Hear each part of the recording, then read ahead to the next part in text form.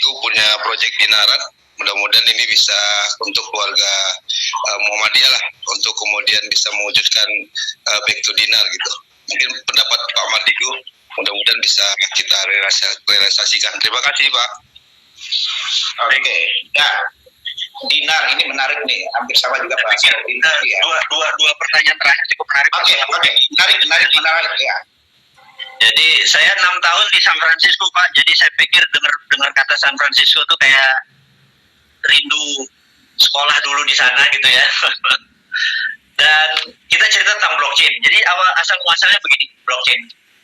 Jadi kita tahu di tahun 1964, pemerintah Amerika dengan menyatakan ingin mempunyai komunikasi lain di luar PSTN. Dulu PSTN itu kabel, telepon segala macam, kita pakai PSTN. Dan kemudian selama 5 tahun DoD, Department of Defense-nya Amerika melakukan studi pelajar, dan akhirnya di tahun 69 terciptalah yang namanya internet gitu ya.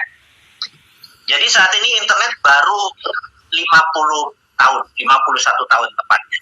Nah, jadi siapapun yang menggunakan internet, maka data Anda ada di DoD, Department of Defense-nya Amerika. Itu secara global. Kemudian saya teringat, lompat lagi sebentar di tahun 2000, saya di San Francisco dengan 3 sahabat saya, Mr. F dan Mr. P, dan saya bertiga. Kami waktu itu ada tawaran untuk membeli 21% saham Google sewaktu paket C diluncurkan. Nilainya sekitar 36 juta dolar. Ini tahun 2000 ya. Kami berdebat selama 2 malam di apartemen di San Francisco. Saya bilang, saya masuk. Saya suka Sergey Brin, saya suka idenya Google, dan lain sebagainya gitu ya. Tapi saham saya terkecil. Teman saya yang paling gede ini, yang F-nya bilang enggak. The end of discussion, the winner is Yahoo. Jadi search engine itu Yahoo the winner. Saya bilang, enggak, one day Google is the winner gitu ya. Ini debat gitu aja. Itu terjadi tahun 2000. Intinya akhirnya kita tidak beli. Saya bilang, wah gila nih, 36 juta murah nih, walaupun saya paling kecil saham.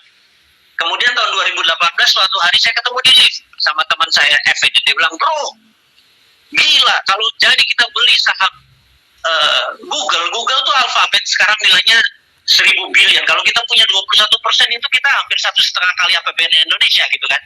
Saya bilang, lupakan, itu udah sejarah bener ya. Karena sekarang anak saya nggak kenal ya, aku yang kenal Google gitu kan. Google is the winner sekarang. Oke. Jadi kembali ke blockchain. Saya melihat 20-30 ke depan, blockchain is the winner, bukan internet. Internet cuma salah satu tool, gitu ya. Blockchain itu Trusted Open Ledger. Karena itu 2017 saya mengirim 30 anak tuh belajar tentang blockchain ke Jepang, ke Amerika, ke Eropa dan lain sebagainya. Sehingga tahun 2018 waktu kita meluncurkan Santara, base kita mother chain-nya menggunakan Sironium, kita tidak pakai Ethereum, kita menggunakan blockchain sendiri, dan numbersnya cukup besar. Waktu kita ambil mereka bilang, lo mau buat negara ya dengan mother chain segitu gede gitu ya, lebih gede dari Ethereum. Dan itu cuma keisengan saya aja di 2017 waktu itu. Nah, jadi saya melihat sama seperti tahun 2000 saya melihat Google is the winner, padahal waktu itu search engine yang leading adalah Yahoo. Dan saya ngelihat di 2030 kayaknya blockchain is the winner gitu ya. Jadi secara teknologi kita harus berpihak kepada ya future. Dan saya melihat blockchain is the winner. Jadi Santara berbasis blockchain, Dinaran pun berbasis blockchain. Nah, saya mau menceritakan sedikit tentang Dinaran, mungkin hanya 2 menit supaya dapat gambarannya teman-teman semua. Dinaran adalah perusahaan ekosistemnya gold. Jadi bukan dinarnya dulu, yang goldnya dulu.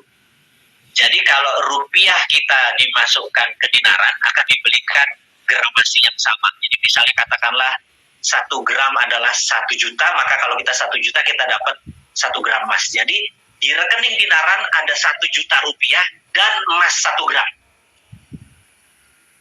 Yang rupiahnya tadi Anda boleh transfer kemanapun menggunakan payout system, mau pakai debit card kita ambil bisa, mau pakai ATM kita ambil tunai bisa, kita mau transfer pakai M-Banking semua bisa. Mau belanja OVO, belanja ini bisa. Itu adalah rupiahnya. Emasnya, Anda bisa transaksikan, misalnya Anda mau beli tas yang harga 500.000 atau senilai 0,5 gram emas, gramasi emasnya bisa dipindahkan. Atau misalnya suatu hari kalau ini udah internasional, Anda pergi ke Paris, Anda lihat Louis Vuitton harganya 3.000 euro, ada gramasinya 40 gram emas, ada rekening dinaran, ada, pindahin aja 45 gram emasnya tadi ke rekening dia, tas Louis Vuittonnya ada bawa pulang. Jadi rupiah adalah nilai transaksi atau alat bayar, tapi emas, gramasi emas adalah alat tukar. Dinaran saat ini punya 235.000 member yang sudah menjadikan emas sebagai alat tukar, bukan alat bayar. Jadi yang terkecil bisa 0,01 gram. Jadi Anda rupiah masuk ke emas, emasnya bisa menjadi alat tukar, bukan alat bayar, alat tukar. Dan kalau sahabat Muhammadiyah berkenan untuk menjadikan emas sebagai alat tukar, maka Muhammadiyah menjadi game changing. Karena emas harganya stabil, tidak ada inflasi, dan sistem dinaran berbasis blockchain ini salah satu mungkin yang terunik di dunia. Itu aja mungkin dari saya. Sebentar lagi kita akan Jumatan. Apunten, harus kita akhiri pertemuannya. Mohon saran Buya